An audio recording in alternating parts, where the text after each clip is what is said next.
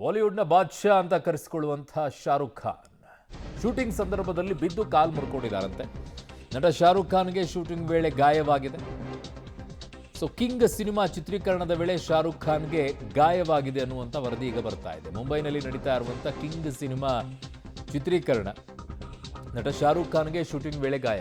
ನೋಡಿ, ಇತ್ತೀಚೆಗೆ ಹೇಗಾಗ್ತಾ ಇದೆ ಅಂತಂದ್ರೆ, ಇವೆಲ್ಲವೂ ಕೂಡ ಒಂಥರ ಪ್ರಚಾರಕ್ಕೋಸ್ಕರ, ಚಿತ್ರದ ಪ್ರಚಾರ ಟಾಕಲ್ಲಿ ಇರಬೇಕು ಅನ್ನೋದಕ್ಕೆ ಇತ್ತೀಚೆಗೆ ಸಿಕ್ಕಾಪಟ್ಟೆ ನಡೀತಾ ಇವೆ. ಇವೆಲ್ಲವೂ ಕೂಡ ಪ್ರತಿಯೊಂದು ಒಂದೊಂದು ಚಿತ್ರಗಳಲ್ಲೂ ಕೂಡ ಒಂದೊಂದು ರೀತಿಯಾಗಿ ಮಾಡ್ತಾರೆ. ಬೇರೆ ಚಿತ್ರಗಳಲ್ಲಿ ಆಗದಿರುವಂಥದ್ದು ಯಾಕೆ ಈಗ ಬಂದ್ಬಿಡುತ್ತೆ? ಈಗ ಆ ಚಿತ್ರದ ಪ್ರಚಾರ ಬೇಕಾಗಿದೆ. ಆ ಚಿತ್ರಕ್ಕೆ ಸಂಬಂಧಪಟ್ಟಂತೆ ಒಂದಿಷ್ಟು ಬಿದ್ದು ಪೆಟ್ಟು ಮಾಡ್ಕೊಂಡಿದ್ದಾರೆ ಅನ್ನೋದು ಬರುತ್ತೆ. ಬಿದ್ದಿದ್ರೆ ಇರುತ್ತೆ, ಗಾಯ ಆಗಿರುತ್ತೆ, ಇಲ್ಲ ಅಂತ ಹೇಳೋದಿಲ್ಲ. ಒಂದು ತಿಂಗಳವ್ರಿಗೇನೋ ರೆಸ್ಟ್ ಹೇಳಿದಾರಂತೆ.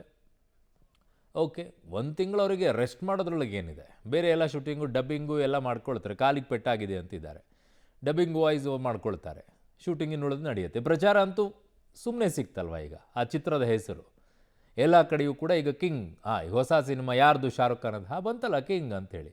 ಈ ಒಂದು ಬಾಯಿಂದ ಬಾಯಿಗೆ ಹೋಗುವಂಥ ಸುದ್ದಿ ಇದೆಯಲ್ಲ, ಇಷ್ಟು ಸಿಕ್ಕರೆ ಸಾಕು ಅವರಿಗೆ ಚಿತ್ರಕ್ಕೆ.